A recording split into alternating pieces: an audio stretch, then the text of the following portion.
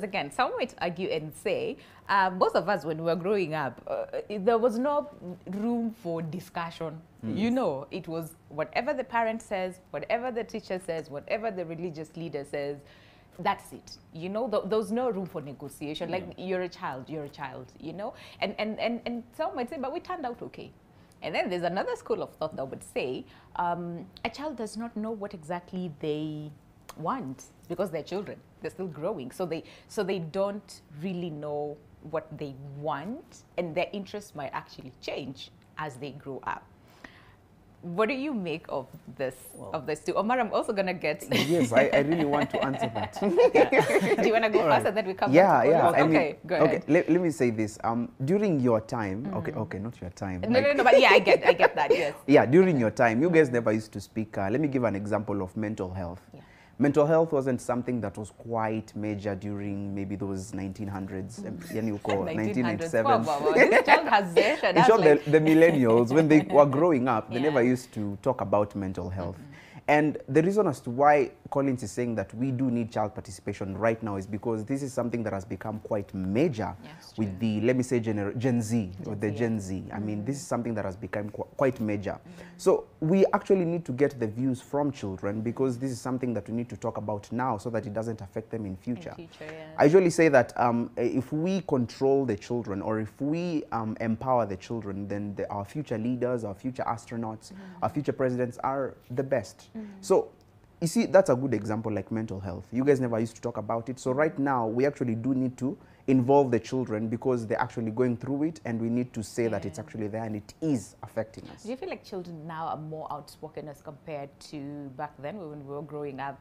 You know, like they know what they... I mean, speak to like a 2-year-old, a 3-year-old, a 5-year-old. They know exactly what they want. If they're not okay with something, they'll tell you no. As we were never given that chance to say no. It's either you do it or you do it, okay? So do you feel that level sort of like of exposure has empower them in a way that they know what they want, they know what works for them, and if it doesn't work for them, they are more outspoken to say no? Yes, you know, Winnie, child participation is a modern problem. All right. And you it's know, a modern problem. Yes, it's a modern problem, and it requires modern solutions. Sure. You cannot say that, you know, because, you know, these children, you know, you cannot say that you don't want to involve children because simply because they don't know what they want. Yeah. Because these children have access to a lot of information compared to the times when we were growing up and maybe our parents. The story was a bit different. There was no Facebook, there was no internet, there was nothing, you know, where children could get information apart from their parents. So a parent or a guardian or a caregiver was the main source of information. Or so anything that they were given either at home or at school or in church was the truth. But today, children have access to information. If you don't give them information as a parent, or if you don't discuss information as a parent, then they will discuss with, you know, their friend out there or someone else. So that's the danger that we are facing today.